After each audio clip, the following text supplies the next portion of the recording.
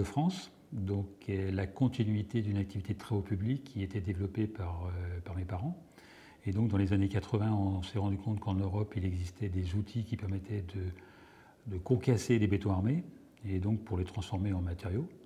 Et donc on a fait l'acquisition d'une première centrale de recyclage en 84.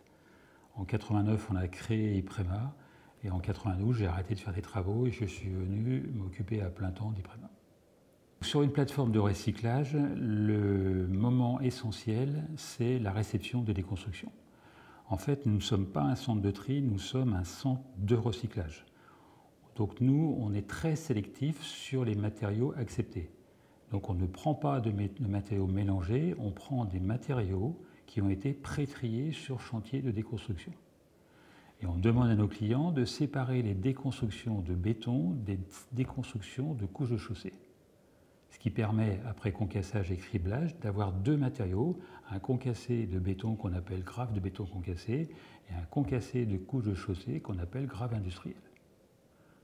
Une route, si vous voulez, schématiquement, ça a trois épaisseurs. Une couche de fondation, une couche de base et une couche de roulement. La plupart des gens s'imaginent qu'il n'y a que la couche de roulement qui est noire. En fait, il y a au moins deux autres couches en dessous. Donc la grave industrielle, le concassé de couche de chaussée, permet de faire la couche de fondation. La grave de béton permet de faire la couche de base, sur laquelle on peut venir poser 6 cm d'enrobé bitumineux pour finir le revêtement.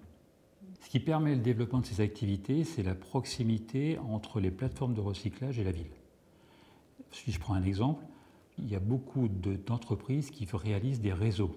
Réseau d'eau potable, réseau d'assainissement, réseau électrique, réseau téléphonique. Donc on ouvre en continu des kilomètres de tranchées. Ces entreprises ont besoin d'un lieu proche de la ville pour déposer leur déconstruction. Et en déposant cette déconstruction, ils peuvent repartir avec des matériaux recyclés pour assurer le remblaiement de leurs tranchées.